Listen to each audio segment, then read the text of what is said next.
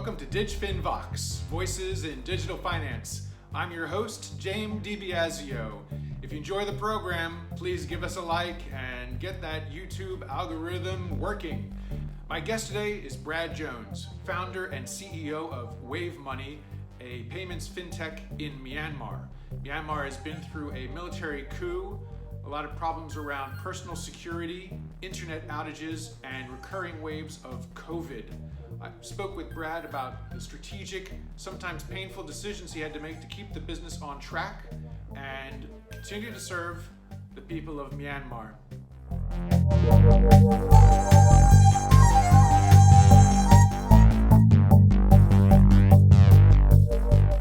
Brad Jones, welcome to DigFin VOX. Great to have you. Thanks, James. Great to be here. So it's been a very tough year for Wave Money, not because of anything intrinsic to the business, but obviously being in Myanmar in the wake of a coup and a terrible COVID epidemic. You've probably had more on your plate than the average fintech startup founder in the region. Walk us through a little bit what happened, I guess, a year ago when the tanks rolled in and the government, the military staged a coup. Yeah, so obviously we'd come off the back of nearly 12 months of COVID, and essentially the business had actually, like a lot of other digital payments businesses globally, our business had actually gone very well during COVID because people had really moved to digitization very quickly. We had moved many merchants online to assist them. And so we were really bullish about 2021. And we saw really that the COVID digitization wave would continue. And whilst the economy had actually been impacted somewhat through closures and lockdowns and so on, we were pretty bullish. Unfortunately, then we had the situation that emanated from the 1st of February, which really has led to a series of shocks in Myanmar, which have definitely impacted the business and the economy. And in a lot of ways, our business is a proxy for the economy, because when we're moving money around the country, and particularly the significant amount of money we move around, what we tend to find is that if the economy is actually hit, then the amount of money that's also moving around the country is impacted as well. So really, not only the security aspects of the shock, but the economic shocks that have emanated have certainly had an impact this year. What went through your head? What was the discussions like with your team in the immediate aftermath of that? There's continues to be, but at the time there was demonstrations, violence in the streets, internet shutdowns. What were the key decisions that you had to make?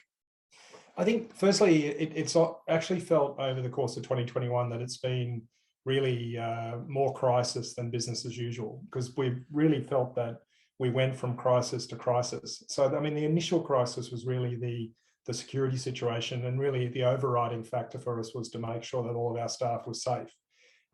We were all working from home, given COVID, but obviously a lot of the staff were disturbed by what had happened with the 1st of February. And so we had to show a lot of empathy. We had to show a lot of awareness about the situation, and really be very patient with the staff as they worked through the emotions that they worked through around the situation as it had occurred. So I think the first iteration was really about making sure staff were as safe as possible, and then being, I suppose, cognizant of how they were feeling, and the impact of that to the majority of staff who obviously had spent the last 5 years in a very different sort of environment, and were probably fairly bullish about the future of the country. We saw a lot of challenges, obviously, that happened, and I won't sort of make comment politically about what was happening on the streets and so on, but it was, obviously some concerning things that were actually happening with protests and so on. That really led the SAC to introduce internet bans. And that was probably what? Sorry, the junta, basically the military. So that led to them introducing 4G bans, really to try and limit and control the use of internet, particularly for its use for organisation and so on. And so, we're a 100% app-based business. One of the things about the Myanmar market is that it did leapfrog straight to digital. And so all of a sudden we had a situation where really only customers who were on fixed line internet or agents who are on fixed line internet were able to use our services. So we saw an incredible drop in both our monthly active users and our account usage. And that continued really for a couple of months, where we really had to try and move as many of our agents onto fixed line broadband connections, which won't as impacted as badly as 4G, and really try and protect our revenues as much as we could. So that was really the first and second shock, if you like, the security situation followed by the internet ban. And we rode through both of those relatively okay. We had to do a lot of cost cutting, particularly when we had the drop in revenue, but we did manage to get our business back to a point where we could ride it out profitably through the year. So we still didn't have any months in 2021 where we actually had losses on a monthly basis. What was the thinking there in terms of the finances? You're a startup. Investors might have been willing to give you a pass for a period of time. Many startups don't make money for a long time. You've been profitable for a while. What was the business and strategic ethos there?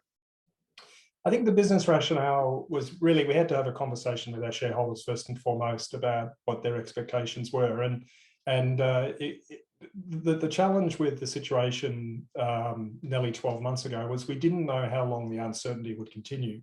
So we really couldn't have a situation from both management or a shareholder perspective where we started making a loss and that loss would continue for an unidentifiable period of time. So our recommendation to the shareholders was really to reshape the company significantly. And get the company to a size where we could ride out, with the reduced revenue stream, we could ride out the issues that we foresee, and that provided we didn't see a further reduction in revenue, then the business could actually ride it out. And that's essentially what we did. It was a really difficult process, actually, because it obviously involved quite a significant amount of job cuts, but it enabled us to get to a point where we could ride out those difficult few months. And then from about the middle of last year, we started to see a recovery happening from there. Was there a point at which you or other members of the senior team were thinking of maybe just throwing in the towel and trying something else? I don't think ever. I mean, one of the things about Wave Money and its role in Myanmar is I've had a lot of people say to me how important Wave Money has been during COVID and during the period of the last 12 months, particularly as travel started to be restricted around the country, firstly due to COVID, and then secondly due to the incidents in last February. The only way to move money around the country in a lot of ways was through the banking system if you were banked. Or through Wave Money. And so really, we bear a very strong sense of responsibility for the role that we have in the country and in keeping the economy moving. And really, at the end of the day, we're helping those that are most disadvantaged a lot of times. So if we don't help that money get back to the village, then it often means that people aren't eating or they're not getting medical care or whatever. So it's a very important role. So yeah, I don't think no one in our management team would ever have thought that this was too hard. I think we just had to keep pushing through. Where are you now? What's the mood like? We're in a good place now, I'd say. I mean, there's certainly still a lot of concern about the future for the country amongst our local staff, and but they've been through a very difficult time. I mean, we also had the third wave of COVID, which hit us in July, which was really the next sort of shock that we dealt with. That was a really terrible wave where we saw a huge number of deaths in the country. We were very lucky we didn't have any deaths within our own team, but we had a lot of family members of staff who died from COVID during that period. So I think the staff have really gone through challenge after challenge this year, and I would say towards the end of last year we started to get much more back into a business as usual mindset. We've been back in the office now for a number of months. We were seeing a good recovery in terms of our revenues, and we're starting to really invest again into our digital transformation and uplift around a number of our projects.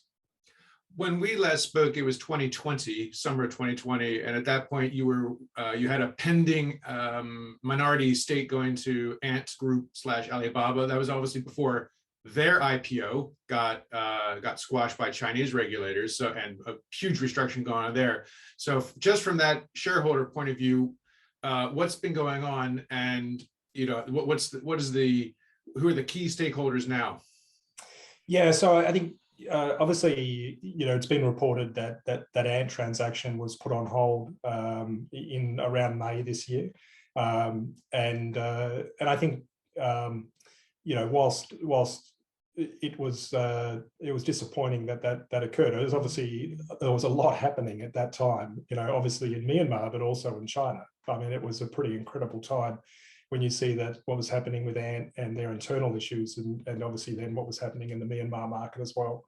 I think for us, we've just had to keep on pushing through, and I think the news that was announced yesterday was a really good outcome, because I think we announced obviously last year that as well as the Ant transaction occurring, Telenor were using the opportunity to exit out of the business in Myanmar.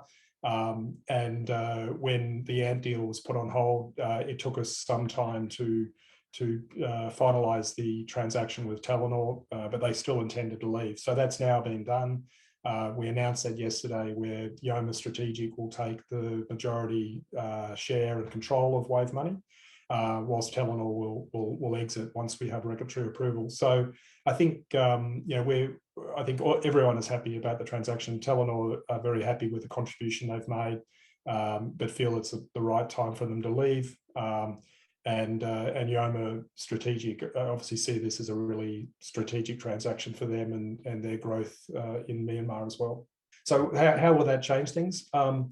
Not greatly in a lot of ways. Like, I don't see our strategy changing. I don't see I don't see the business model changing. Jame have been very involved in the business, even as a 49% shareholder. Melvin Pun, who's the CEO of Jame Strategic, is the chairman of Wave Money and very active in the business. So I think it's a fairly natural transition. And even talking to our staff, they're very positive about the transaction, and obviously have a lot of engagement already with the Jame management. So, what does it mean in terms of Telenor? To what extent did you rely on them? Because sending money via mobile 4G, they were one of the major foreign operators. Does that change the waves that you? Sorry to use your name, company name, but does it change the airwaves that you ride? And what does that mean for, I guess, the business that and the relationships you have with carriers? Yeah, so we're agnostic across all operators. So we really, as an app-based business, as long as customers have a 4G connection, they're able to use our services. We sell airtime across networks, so there's really no change with that. I actually think the involvement of Telenor has really, it's added a lot of value to the business, but probably a lot more value at the start of the business and in the early years over time. Telenor had a lot of experience with financial services. They had a lot of experience with distribution, and we were able to really leverage some great people out of the Telenor system who came into the business and took management roles, and were able to bring that knowledge and experience into the business. So I would say now, as we've matured as a business, we don't have any Telenor staff left working in the business anymore. We have a lot more local staff who've been trained up over the years in management roles. So I think now our reliance on Telenor is really, apart from being a great local partner, we don't really need them from an operational sense at all. What are going to be some of your, now that you have a little bit of space to think about the business outside of crisis mode, what do you want to do with the tech stack? Because when we last spoke, you had a lot of ambitions around that. You were looking at companies like Gcash and Grab and thinking that there was a path forward for Wave Money to have some kind of similar footprint in Myanmar. But you wanted to, one of the reasons that you were talking to Ant was because of their incredible experience and their tech capabilities. If that's off the table, then what are you thinking? What do you need to do, and how are you going to get there? Yeah, we had a very good tech strategy outlined. So even before the Ant relationship was developed, we had a 5-year tech roadmap that we developed, and that saw. I mean, when I look at our technology, we've been running the same stack now since we launched in 2016, and in essence, we've been renovating that stack, as you like, and particularly from the channel perspective. You know, we have very sophisticated middleware, and then the channels, and we've put a lot of focus and attention to the channels. I think going forward, we're looking at uplifting our KYC, and really having a much more seamless onboarding approach for customers to make it easy for them to do KYC, and then to give them the ability then to add value-added services, you know, such as connecting bank accounts and moving into other services over time. That really is much better if they're a fully KYC customer. We're looking at upgrading channels and building a lot of extra functionality into the way we offer our channels. You know, we currently work on a lot of partnerships, and we want to really embed those partnerships into our app in a much more significant way. And then in terms of our core platform, I mean, we'll look very closely at our core, and you know, the volume that we're doing now is pretty significant, and our current core is managing that pretty well. But we've got to look forward for the next 5 years and make sure that we've got a core platform that's going to cope with the capacity of where we're heading, as well as what we're doing now. Did you learn? I mean, you're talking about, you know, putting all your agents on fixed line to deal with the internet and 4G outages that you experience. When it comes to, I guess, to security and resilience, most founders or most tech companies probably don't put that as their priority. They just try to go for the eyeballs and build the thing. What would be your advice for fintechs or virtual banks or whomever looking to wherever they are in terms of that security? What do they need to think about when it comes to making sure that their business can survive any kind of major disruption? Yeah, I think it's interesting. I was just talking to someone from one of the major platform companies today, and I was saying how if there's one area which I think emerging platform companies, emerging fintechs need to focus on, it is that layer of compliance and risk, and particularly information security and also regulatory compliance. We've put a lot of attention into information security. We've put a lot of attention into regulatory compliance and uplifting things like fraud management and so on. And the experience we've had is that it's never too early to put those capabilities in place. And I think in some cases we've had to play catch up on some of those areas. And I think the experience that the advice that I would say to any founder is, you know, focus very strongly on fraud management, focus on information security, focus on regulatory compliance, and make sure those capabilities are built out to a very mature level as early as possible. What's the vision now? You know, we've been talking about you can dream a little bit again and begin to put in place a roadmap. Where do you see Wave Money in a year or two from now? What do you want to be doing with it? I think we're very focused on still the digitization path. You know, we certainly see that that Myanmar, despite the challenges in the country at the moment, Myanmar has a very bright, you know, it's a big economy with a you know, with a population that you know, is very digitally savvy because of the investment that's been made over the last 5 years. So we definitely see that digitization will continue. The banked population is still relatively small as an overall percentage of the adult population. So we still see the opportunity to build an app that can, you know, really drive to the majority of the population. And we'll continue to use our agent-led business to generate cash for the business. I mean, we're in this great situation where we're able to actually generate really strong cash flows that we can then invest into where we see the growth areas. And we see digital as the growth area, and that's where we'll invest. Last question, Brad, is before things went haywire, you were looking to do some marketing internally to sort of change the, you had launched Wave Pay, and you were trying to, I guess, develop a hipper, younger attitude, not just look like something for mom and pop's parents running the kiosks. Were you able to do that, or did you have to, was that a nice to have, but obviously given an emergency situation, maybe it didn't work out, or just, do you still have that ambition to maybe create an idea, an imagination around the brand? Yeah, we did a lot of work on that, and we did actually relaunch the brand last year. One of the things that's actually happened in Myanmar in 2021 is that most brands pulled right back from communicating in the market. And I think there was so much noise, if you like, around really around just the situation that you had to be very careful about actually communicating anything essentially than just basically the most basic information. So I think, we've been very sensitive to that. We haven't done a lot of marketing in the last 12 months. In the last few months, we've started to actually remarket, and we notice as well that a lot of the other brands are starting to do the same. We're looking right now at what we'll do this year, and which will probably be continuing to communicate the benefits of the digital product, so that consumers are aware of that. So yes, so I think it's been an up and down year, is what I would say for marketing.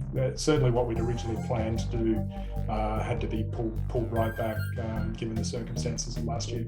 Yeah, well, hopefully 2022 will be a year where you can start to have a little more fun with the business, as well as just try to keep the wheels on. Yeah, hope so too. Yeah, Brad, thanks for coming on board. It's been great to speak with you, and good luck with the new year. Great, thanks, Jane. My pleasure.